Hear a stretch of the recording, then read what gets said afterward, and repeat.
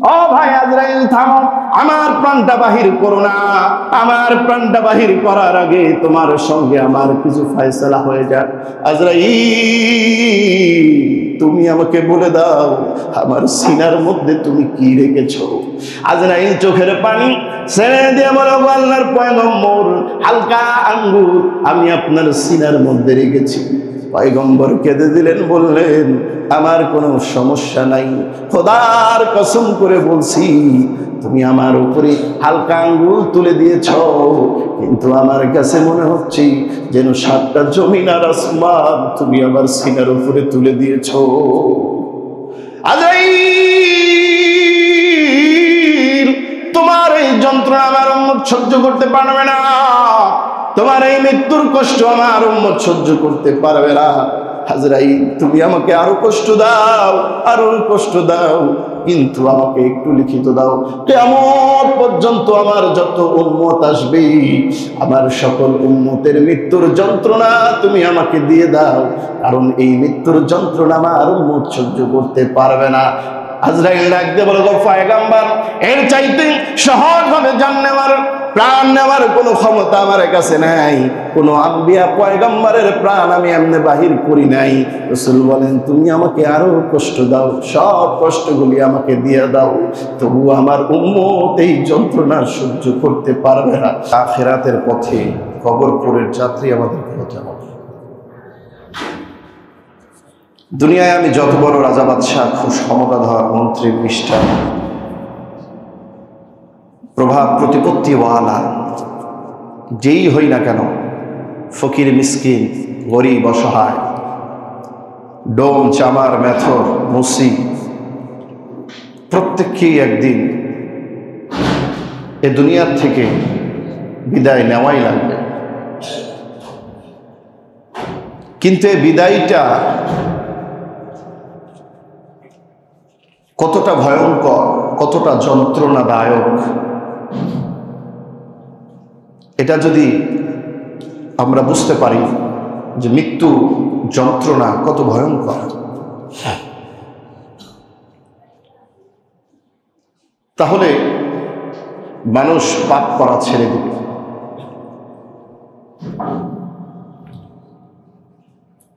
আল্লাহ রাব্বুল আলামিন কুরআনুল কারীমের মধ্যে বলেন,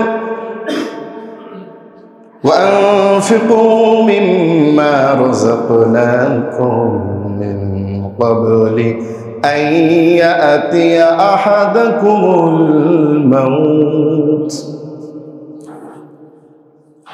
আল্লাহ রাব্বুল আলামিন বলছেন, আমি তোমাদেরকে যেই সকল রিজিকগুলি দান করেছি, আমি যেই সম্পদ তোমাদেরকে দান করেছি, এই সম্পদগুলোকে জমা নয়,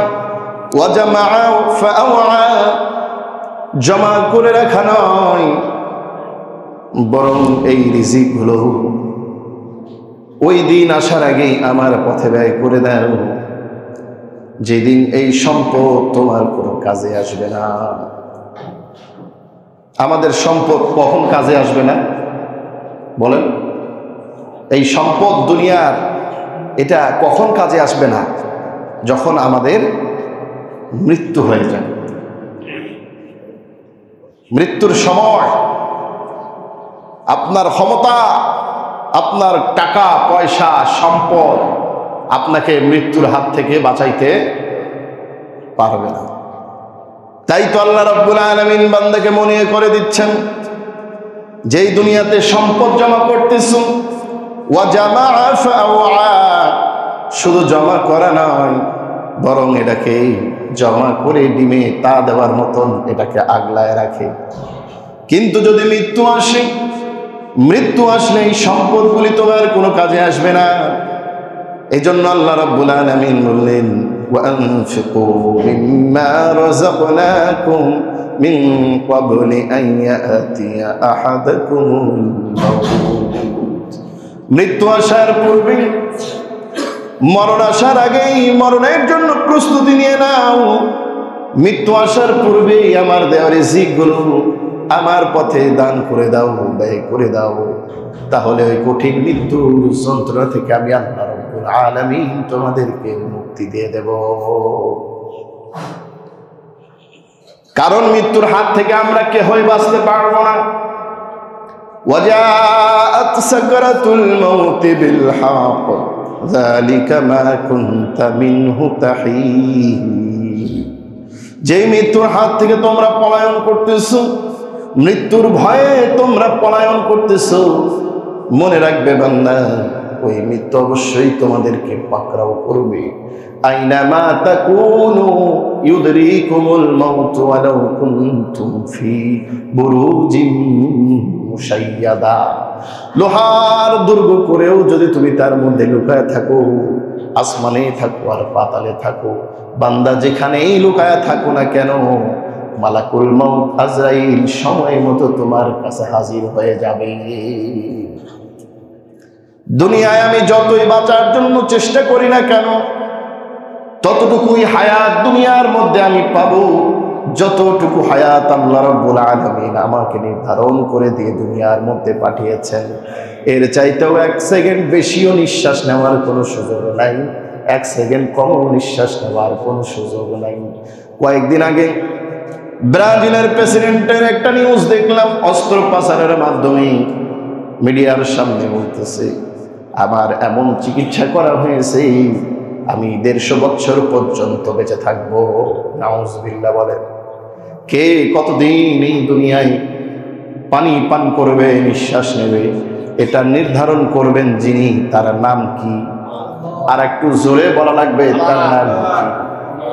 আপনি হাজারো চেষ্টা করলেও 1 সেকেন্ড বাঁচতে পারবেন না, ঠিক কিনা বলেন? মাইকেল জ্যাকসন পৃথিবীর মধ্যে বিখ্যাত একজন পপ সম্রাট, 150 বছর বেঁচে থাকার জন্য প্রক্রিয়া করেছিল। বিশ্বের বড় বড় বিশেষজ্ঞ, নাম করা বড় 36 জন ডাক্তার তার অ্যাপার্টমেন্টে ছিল, অ্যাপার্টমেন্ট দেওয়া ছিল। সার্বক্ষণিকভাবে তাকে অবজারভেশন করবে, কখন মারা যাবে এটা তাকে জানাবে। কারো সঙ্গে মুসাফা করতো না, গোলপ ছাড়া, যদি ভাইরাস তার মধ্যে থেকে তার মধ্যে ঢুকে যায়। কিন্তু বড় আফসোসের বিষয়, 150 বছর বেঁচে থাকার জন্য যা কিছু করা লাগে সব কিছু সে প্রক্রিয়া করেছিল। কিন্তু ভাগ্যের নির্মম পরিহাস, কারণ মৃত্যু তো হায়াত এবং মৌত যিনি নির্ধারণ করবেন তিনি হলেন আল্লাহ।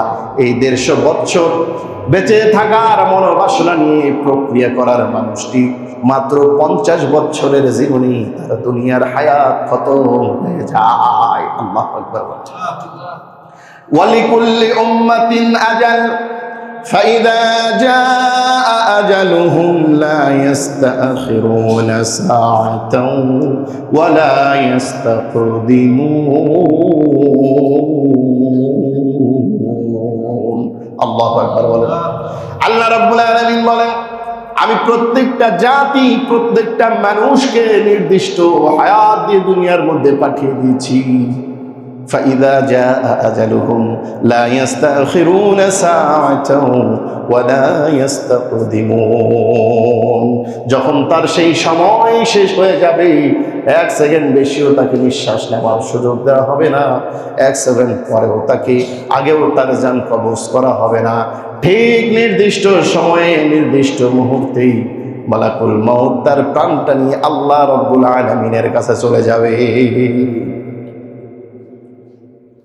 সুতরাং মৃত্যু আমাদের হবে, মৃত্যুর হাত থেকে আমরা কেউই বাঁচতে পারবো না। কিন্তু মৃত্যু যে কত ভয়ঙ্কর, মৃত্যুর যন্ত্রণা যে কত কঠিন, এইটা যদি আমরা বুঝি তাহলে মনে হয় পাপ করা বান্দা ছেড়ে দেবে, ঠিক কিনা বলেন? আল্লাহ রাব্বুল আলামিন কুরআনুল কারীমের মধ্যে বলেন, তোমরা আমার বান্দা, তোমরা আমার বান্দি, তোমরা ধনী, তোমরা গরীব, তোমরা মিসকিন, তোমরা ইতিম, তোমরা ডক্টর, তোমরা ডাক্তার, তোমরা সিভিল সার্জন, তোমাদের মধ্যে মুমিন, তোমাদের মধ্যে মুমিনাত, তোমাদের মধ্যে মুসলিম, মুসলিমাত, জ্ঞানী গুণী, সব কিছু তোমাদের মধ্যে বান্দা। প্রত্যেকটা বান্দার মালিক আমি। নির্দিষ্ট টাইম দিয়ে দুনিয়ার মধ্যে ছেড়ে দিলাম, শুধু হায়াতটা দিলাম না। হায়াতটা কিভাবে রাখবো তার প্রোগ্রামও আমি আল্লাহ রাব্বুল আলামিন আমার রিমোট কন্ট্রোলের মধ্যে রেখে দিলাম। বান্দা তুমি কোটি কোটি কোটি করুণ করুণ টাকার মালিক হতে পারো, কোটি কোটি রাজ্যের মালিক হতে পারো, কোটি কোটি মার্কেটের মালিক হতে পারো, কিন্তু বান্দারে তোমার মধ্যে যে একটা জীবন দিলাম, সেই জীবনের মালিক আমি। যখন তোমাকে ডাক দেব, দুনিয়ার কোন শক্তি তোমাকে রাখতে পারবে না। আল্লাহু আকবার বলে। আমাদের মধ্যে যে একটা জীবন আছে, এই জীবনের মালিককে। জীবন কি? আল্লাহর হুকুম। ইয়াসআলুনাকা আনির রূহ কুলির রূহু মিন আমরি রাব্বি। হায়াত হলো, জীবন হলো আল্লাহর হুকুম। আল্লাহর হুকুম যখন হবে, এই হায়াত নিয়ে দুনিয়াতে এক সেকেন্ড থাকা যাবে যাবে না। আমার ভাইয়া, মৃত্যু হলো দুই ধরনের। কয় ধরনের? দুই ধরনের মৃত্যু। একটা মৃত্যু মরার পরে মরে যায়, আর এক প্রকারের মৃত্যু মরার পরেও চমৎকার ভাবে তারা কবরে জিন্দা হয়ে যায়। কিভাবে জিন্দা হয়ে যায়? মরার পরে মানুষ কিভাবে জিন্দা হয়ে যায়? আল্লাহ রাব্বুল আলামিনের রাস্তায় যারা মৃত্যুবরণ করে, যারা শহীদ হয়ে যায়, খোদার কসম আল্লাহ রাব্বুল আলামিন কুরআনুল কারীমের মধ্যে ডিক্লেয়ার দিয়ে রেখেছেন, ওয়ালা তাকুলু লিমান ইউকতালু ফি সাবিলিল্লাহি আমওয়াত বাল আহইয়াউ ওয়ালাকিন লা তাশউরুন। আল্লাহু আকবার। আল্লাহ রাব্বুল আলামিন যারা ইসলামের জন্য, হকের জন্য, সত্যের জন্য জীবন দিয়ে দেন, স্ত্রীদেরকে বিধবা বানাবে, সন্তানদেরকে এতিম বানাবে, মা বাবাকে সন্তান হারা করবে, যদিও তারা মরেছে, শহীদ হয়েছে, কিন্তু দুনিয়ার মধ্যে তারা যেমনে জিন্দা ছিল, মৃত্যুর পর কবরের মধ্যে তার চাইতেও চমৎকার ভাবে তারা এখনো জিন্দা। শুধু জিন্দা নয়, ওয়ালা তাহসাবান্নাল্লাযীনা কুতিলু আমওয়াতান বাল আহইয়াউ ইনদা রাব্বিহিম ইউরযাকুন। শুধু তারা জিন্দা না ইনদা রাব্বিহিম ইউরযাকুন, বরং তারা কবরের মধ্যে আল্লাহর পক্ষ থেকে রিজিক প্রাপ্ত। সুবহানাল্লাহ। মরা মানুষের কি রিজিকের দরকার আছে নাকি? রিজিকের দরকার হয় কাদের? যার জীবন আছে। আল্লাহ বললেন, আমার রাস্তায় যারা জীবন দেয় এরা মৃত, তাদেরকে মৃত বলো না, বরং তারা জীবিত। শুধু জীবিত নয়, বরং কবরের মধ্যে তারা রিজিক প্রাপ্ত হয়। আরেক জায়গার মধ্যে বলেন, পয়গম্বর বলেন, বরং তারা জীবিত নয়, বরং কবরের জন্য, মাটির জন্য তাদের দেহকে ভক্ষণ করা আল্লাহ রাব্বুল আলামিন হারাম করে দিয়েছে। সুবহানাল্লাহ। আর একটু জোরে বলুন না সুবহানাল্লাহ। এই জন্য মাঝে মাঝে দেখবেন বন্যায় বিভিন্ন ভাঙনে অনেক লাশ বের হয়ে আসে, কাফন শরীর সহ ক্ষত, বিশ্লেষণ করে দেখা যায়, ইতিহাস তালাশ করলে পাওয়া যায় কোন লাশের বয়স 40 বছর, 50 বছর, 100 বছর পর্যন্ত। ঠিক কিনা? এই জিন্দা রাখার মালিক যিনি, তার নাম কি? আল্লাহ। মৃত্যুর যন্ত্রণা বড় কঠিন। মৃত্যুর যন্ত্রণা কাদের হবে না? যারা 5 ওয়াক্ত নামাজ পড়বে, চুরি করবে না, সুদ খাবে না, ঘুষ খাবে না, বাবা মায়ের সঙ্গে খারাপ আচরণ করবে না, সত্য কথা বলবে, 5 ওয়াক্ত নামাজ কায়েম করবে, কোরআন তেলাওয়াত করবে, নবীকে মহব্বত করে রেগুলার প্রতিদিন দরুদ শরীফ পড়বে। আল্লাহ রাসূল বলেন, উম্মত রে, দুনিয়ার মধ্যে সে যদি তুমি ভালো কাজ করে থাকো, পিতামাতার সঙ্গে ভালো আচরণ করে থাকো, তোমার যখন মৃত্যুর সময় হয়ে যাবে, মৃত্যু হলো 2 ধরনের। এক ধরনের মৃত্যু, শয়তান তোমাকে বড় ডিস্টার্ব করবে, শয়তান তোমাকে বড় যন্ত্রণা দেবে, ঈমান নেওয়ার জন্য পায়তারা করবে। আরেক প্রকারের মৃত্যু, রাসূল বলেন হাদিসের মধ্যে, মানুষের যখন মৃত্যুর সময় হয়ে যায়, মৃত্যুর সময় শরীরের রগগুলো ঠাস ঠাস করে জোড়াগুলো খুলে যায়, ঠাস ঠাস করে রগগুলো ছেড়ে যায়, হাড্ডির জোড়াগুলো ঠাস ঠাস করে ছিঁড়ে যায়, খুলে যায়, কলিজা 7 বার উলট পালট হয়ে যায়, পানির পিপাসায় তৃষ্ণায় কলিজা শুকায় যায়। রাসূল বলেন, উম্মত রে, ওই সময় শয়তান তোমাকে বড় ডিস্টার্ব করবে, ওই সময় শয়তান তোমাকে বড় যন্ত্রণা দিবে। দুনিয়ার মধ্যে এসে যদি আমি রাসূলকে মহব্বত করে থাকো, নামাজ পড়ে থাকো, সত্য বলে থাকো, মদ জুয়া সুদ ঘুষ থেকে বিরত থাকো, তোমার যখন মৃত্যুর যন্ত্রণা শুরু হয়ে যাবে, শয়তান যখন তোমাকে বড় ডিস্টার্ব করবে, আজরাইল তোমার সামনে আসার আগেই আমি রাসূল তোমার সামনে হাজির হয়ে যাব। মৃত্যুর যন্ত্রণা, মৃত্যুর যন্ত্রণা কেমন? এই যন্ত্রণার থেকে উম্মতকে মুক্তি দেওয়ার জন্য পয়গম্বর উম্মতের জন্য কত ফিকির করেছেন যাতে উম্মতের মৃত্যুর যন্ত্রণা না হয়। ও মুসলমান, খুব মনোযোগ দিয়ে শ্রবণ করবেন। আমার রাসূল অসুস্থ, শুয়ে আছেন, পাশেই মাথার কাছে বসে আছে জান্নাতের মহিলাদের সরদারিনী খাতুনে জান্নাত ফাতেমাতুজ যোহরা রাদিয়াল্লাহু তাআলা আনহা রাসূলের মাথার কাছে বসে আছে। এমন সময় কে যেন দরজায় আঘাত করলেন। ভেতর থেকে ফাতেমা রাদিয়াল্লাহু তাআলা ডাক দিয়ে বলেন, ঘরের মধ্যে আমি আর আমার বাবা বিশ্বনবী, তিনি ঘুমাইতেছেন, কে আসলেন? বাহির থেকে কে যেন বলতেছে, ফাতেমা, আপনি আমাকে চিনেন না, আমি মালাকুল মউত। আমি স্বামীর থেকে স্ত্রী নিয়ে যাই, স্ত্রীর থেকে স্বামী নিয়ে যাই, পিতার থেকে সন্তান নিয়ে যাই, সন্তান থেকে পিতা নিয়ে যাই, ভাই থেকে ভাই নিয়ে যাই, রাজ্য থেকে প্রজা থেকে প্রেসিডেন্ট নিয়ে যাই, প্রেসিডেন্ট থেকে প্রজা নিয়ে যাই। আমার নাম মালাকুল মউত আজরাইল, খবরটুকু শুনুন। ফাতেমা রাদিয়াল্লাহু তাআলা আনহা পয়গম্বরকে ডাক দিলেন, ও আল্লাহর নবী, এই ঘরের মধ্যে আপনি আর আমি, আজরাইল কেন আসলো একটু বলুন। পয়গম্বর ডাক দিয়ে বলে, ফাতেমা কেঁদো না, আল্লাহ রাব্বুল আলামিন আমাকে দুনিয়ার মধ্যে পাঠাইছেন, ইসলাম দিয়েছেন, আসার পরে কোরআন দিয়েছেন। দুনিয়ার মধ্যে আমি সত্য ইসলাম প্রচার করলাম, প্রসার করলাম। দুনিয়ার মধ্যে আমার দায়িত্ব শেষ। দুনিয়ার জন্য যেমন আমি নবী, কবরের জন্য আমি তেমন নবী। জীবিত মানুষের জন্য আমি যেমন রহমত, মৃত মানুষের জন্য আমি তেমন রহমত। দুনিয়ার মধ্যে আমার উপর অর্পিত দায়িত্ব পালন করলাম। দুনিয়ার মধ্যে আমার দায়িত্ব শেষ, কবরের মধ্যে যাব।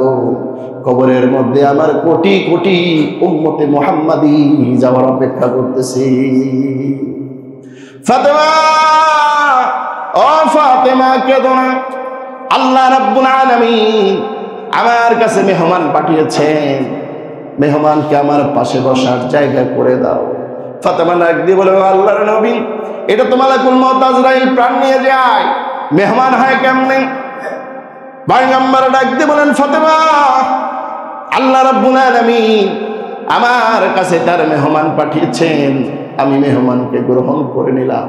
ফাতেমা, আমার পাশে তুমি মেহমানকে বসার জায়গা করে দাও, সুন্দর করে বসার জায়গা করে দাও।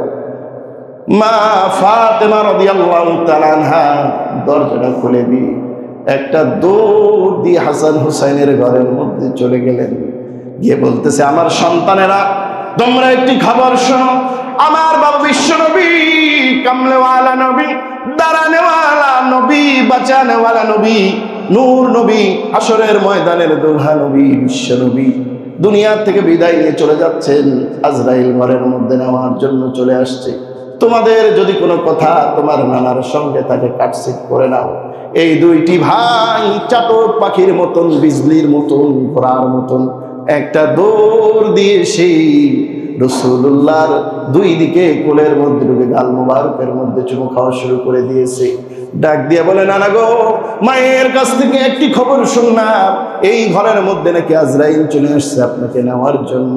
পয়গম্বর ডাক দিয়ে বলেন, হাসান রে, হুসাইন রে, কেঁদো না, আমি তো চলে যাচ্ছি, আমি তোমাদের কাছে আল্লাহর কোরআন রেখে যাচ্ছি, আমার হাদিসগুলো তোমাদের কাছে রেখে যাচ্ছি। তোমরা 5 ওয়াক্ত নামাজ পড়বে, ওই নামাজের মধ্যে বসে তোমাদের নানাকে তোমরা সালাম দেবে, আসসালামু আলাইকা আইয়ুহান নাবিয়্যু। একটু বলা যাবে না আমার সঙ্গে সঙ্গে বলুন, আসসালামু আলাইকা আইয়ুহান নাবিয়্যু। কিয়ামত পর্যন্ত যদি আমার কোনো উম্মত নামাজের মধ্যে বসে বসে আমাকে সালাম দিতে থাকে, সালাম দিতে দেরি হবে, আমি রাসূল তার সালামের জবাব দিতে দেরি হবে না। হাসান রে, হুসাইন রে কেঁদো না। ফাতেমা, ও ফাতেমা তুমি কাঁদছো কেন? ফাতেমা কেঁদো না, তোমার স্বামী বড় দামি স্বামী। ও ফাতেমা তুমি কাঁদছো কেন? তোমার সন্তান দুইটা বড় দামি সন্তান। ও ফাতেমা তুমি কাঁদছো কেন? তোমার মা বড় দামি মা। ও ফাতেমা তুমি কাঁদছো কেন? দুনিয়ার কোন বাবার ব্যাপারে আল্লাহ রাব্বুল আলামিন কোরআনের মধ্যে বলেন নাই, কিন্তু তোমার বাবার ব্যাপারে আল্লাহ রাব্বুল আলামিন কোরআনের মধ্যে আয়াত নাযিল করে জানিয়ে দিয়েছেন, ওয়া মা আরসালনাকা ইল্লা রাহমাতাল লিল আলামিন।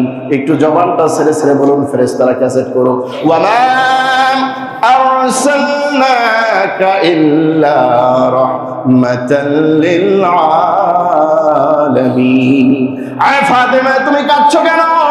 তোমার মা বড় দামি মা, তোমার স্বামী বড় দামি স্বামী, তোমার সন্তানগুলো বড় দামি সন্তান, তোমার বাবার মতন কোনো বাবা কেউ পায় নাই। ও ফাতেমা তুমি কাঁদছো কেন?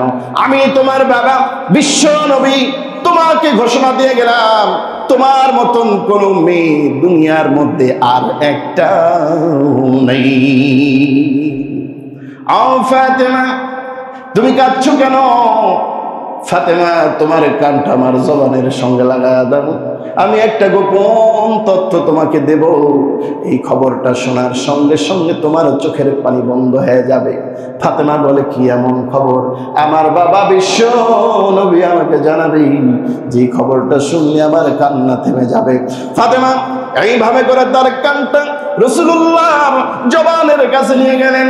রাসূলুল্লাহ সাল্লাল্লাহু আলাইহি ওয়াসাল্লাম ফাতেমার গানে গানে বলতেছে, ফাতেমা এই আরবের ভূমিতে, এই মদিনার জমিনে আমার ইন্তিকালের পরেই সর্বপ্রথম তোমার মৃত্যু হবে, আমার কবর হবে এইখানে, তোমার কবর হবে জান্নাতুল বাকিতে। আমি রাসূল তোমাকে ওয়াদা দিলাম, তোমার লাশটা যখন কবরের মধ্যে রাখা হবে, আমি রাসূল কবরে রাখার সঙ্গে সঙ্গে তোমার সঙ্গে আমার সাক্ষাৎ হয়ে যাবে। ফাতেমা চুপ হয়ে গেলেন। সাহাবীরা আশ্চর্য হয়ে গেল, কি ব্যাপার, আল্লাহর রাসূল চলে যাবেন শুনে ফাতেমা তো কান কাঁদতেছিল, এখন কেন কাঁদতেছে না? এইভাবে করে রাসূল সবার সঙ্গে কথা বললেন, সকলকে ওসিয়ত করে গেলেন, উম্মতকে ওসিয়ত করে গেলেন, নামাজের কথা বললেন।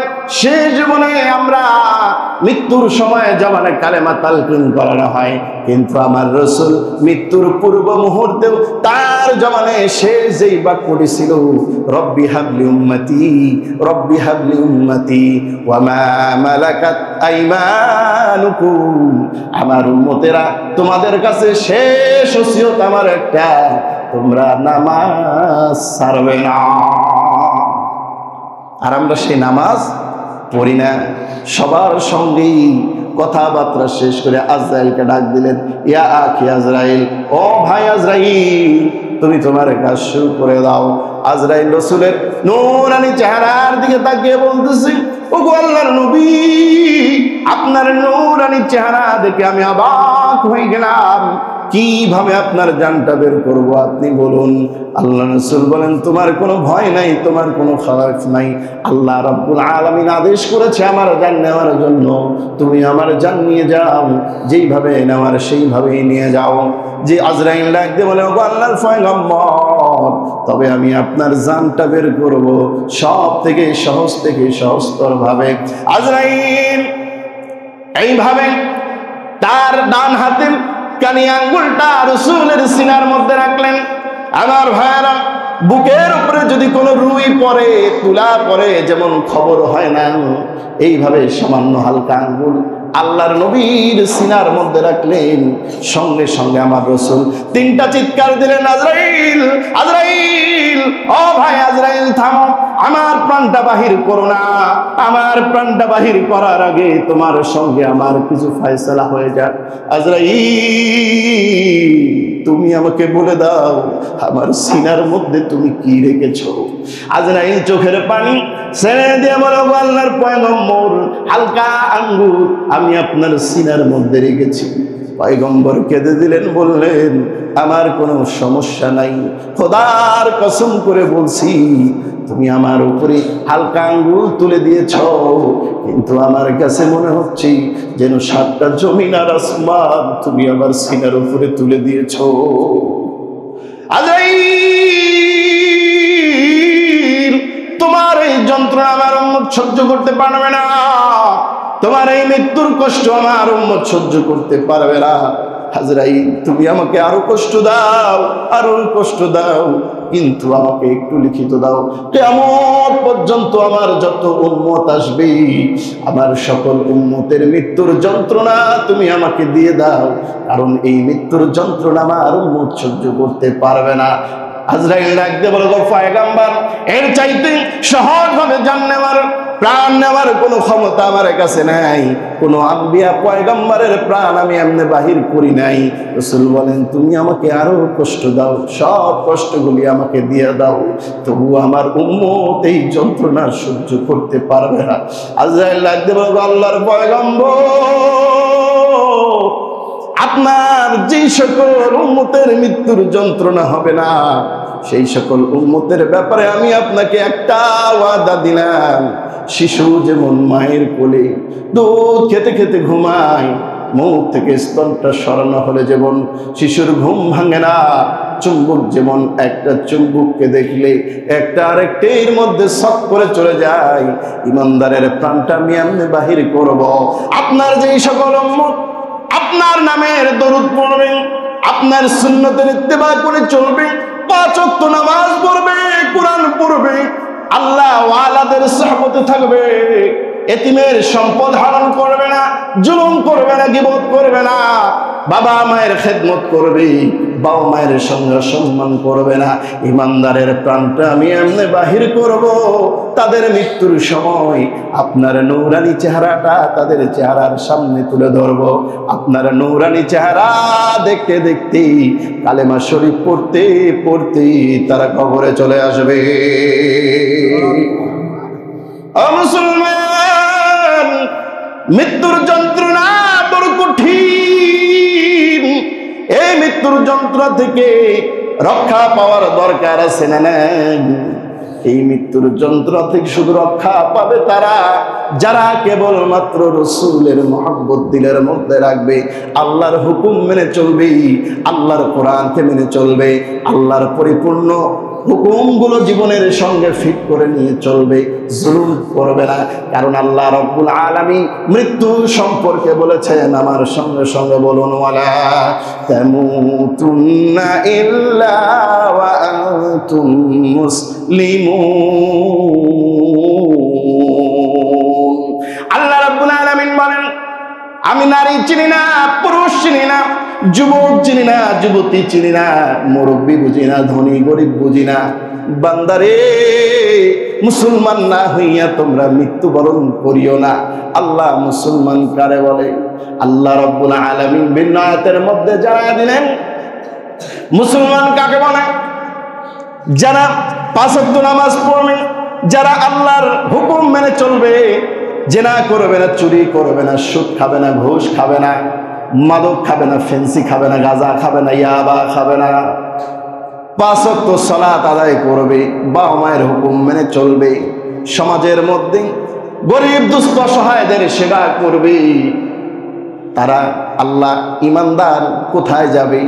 আল্লাহ রাব্বুল আলামিন আরেক আয়াতের মধ্যে জানায়া দিলেন, ফাদখুলি ফি ইবাদি ওয়াদখুলি জান্নাতি। আল্লাহ রাব্বুল আলামিন বলেন, যারা ইমানদার আমল করে চলবে, আমি আল্লাহর গোলামি করে চলবে, আমি আল্লাহ রাব্বুল আলামিন ওই সকল ইমানদারদের জন্য আমার জান্নাতকে সাজায় রাখছি। সুবহানাল্লাহ। আর একটু জোরে বলুন না সুবহানাল্লাহ। মৃত্যুর যন্ত্রণা থেকে বাঁচার দরকার আছে না নাই? মৃত্যুর যন্ত্র থেকে কারা রক্ষা পাবে? আমার যুবক ভাইরা, তোমরা যারা সময় কাটানোর জন্য মাঝে মাঝে ক্যারাম বোর্ডের দোকানে সময় পার করো, ক্রিকেটের মাঠে সময় পার করো, আল্লাহর হুকুম ছেড়ে দিয়ে কি করো? সাদাটারে কালাটারে মারো, বলে হচ্ছে না কাউটার দিয়ে মারো, আঙ্গুল বলে আরো মারো, আমিও মারি মারি, হাসরের ময়দানে সাক্ষী দেব কিনা। যেই সমস্ত যুবক, তোমাদের জন্য একটা সুসংবাদ দিয়ে দিচ্ছি, আল্লাহর জান্নাতে তোমরা যাইতে চাও কি চাও না? কথা বলে না, জান্নাতে যেতে চাই না। তোমাদের জন্য নগর বেহেশত তোমাদের বাড়িতেই রয়েছে।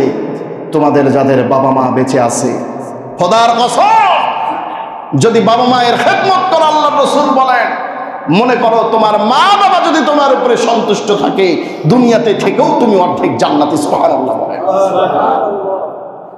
আজকের এই ওয়াজ যদি তুমি অন্তরের মধ্যে নিয়ে যেতে পারো, নামাজের পরে মোনাজাত করবো, মোনাজাতের পরে বাসায় গিয়ে বাবা মায়ের পা ধরে মাপছে, তাদের সঙ্গে ভালো ব্যবহার আজকের থেকে শুরু করবে। তোমরা যারা নামাজ ছেড়ে দিয়ে আজান হয় নামাজ পড়ো না, আড্ডা দিয়ে বাড়াও, ওয়াদা করো আজকের থেকে আসরের নামাজ পড়বে, মাগরিবের নামাজ পড়বে, এশার সালাত আদায় করবে, ফজরের নামাজ আদায় করবে। এইভাবে যতদিন পর্যন্ত বেঁচে থাকবে, শরীরে এক ফোঁটা নিঃশ্বাস থাকা পর্যন্ত 5 ওয়াক্ত সালাত আমরা কাজা করব না। তোমার যুবক মৃত্যুর যন্ত্রণা হবে না, নবীর মুহাব্বতে কবরে চলে যাবে। চিৎকার দিয়ে বলো আল্লাহু আকবার। মৃত্যুর যন্ত্রণা, এটা কি গরম না শীতের সিজন? এই মুহূর্তে যদি কারো মৃত্যু হয়ে যায়, এমন কি কেউ আছে যে বলবে যে মুখলেস মারা গেছে, তার গায়ের সুইটার জ্যাকেটটা খুলো না, তাকে ঠান্ডা লাগবে? বলবে নাকি? এমন কেউ পাওয়া যাবে না যে বলবে ঘরের মধ্যে খাটের উপরে তার লাশটা থাক, ঠান্ডার ভেতরে খালি মাঝিতে তাকে পাটির মধ্যে শোয়া রাখবে, ঠিক কিনা? এমন কোনো বন্ধু পাওয়া যাবে না যে বন্ধু তার জন্য একটু কান্না করবে, ঠিক কিনা বলে? অনেক নামাজি আছে শীতের দিনে ঠান্ডার ভয়ে ফজরের নামাজ পড়ে না, ওযু করতে চায় না, অনেকে পানিতে নাড়ে আর বলে ফানি ভালো আসনি, আছে না নাই?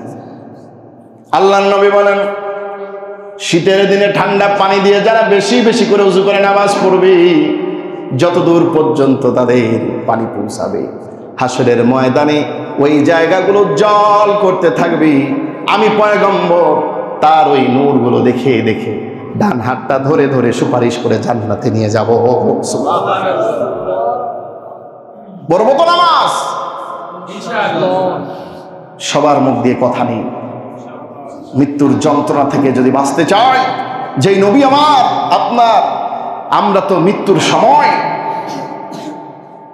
এর জন্য ওর জন্য দুনিয়ার ফিকির করে ওসিয়ত করে যাই, ঠিক কিনা বলে?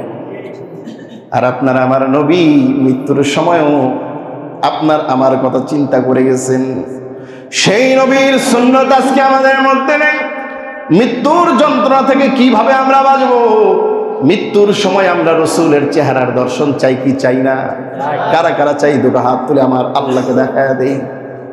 ও সিলিন্ডার যুবক মুসলমান ভাইরা, আমার মুরব্বী বাবাজিরা, অনুরোধ করে বলতেছি, মৃত্যুর হাত থেকে যন্ত্রণা থেকে যদি বাঁচতে চান, আল্লাহর কোরআনের আইন সমাজের মধ্যে বাস্তবায়ন করা ছাড়া, আল্লাহর নবীর সুন্নতের ইত্তেবা করা ছাড়া, বাবা মায়ের খেদমত করা ছাড়া, তাদের নেক দোয়া ছাড়া কোনোদিন মৃত্যুর যন্ত্রণা থেকে বাঁচা যাবে না।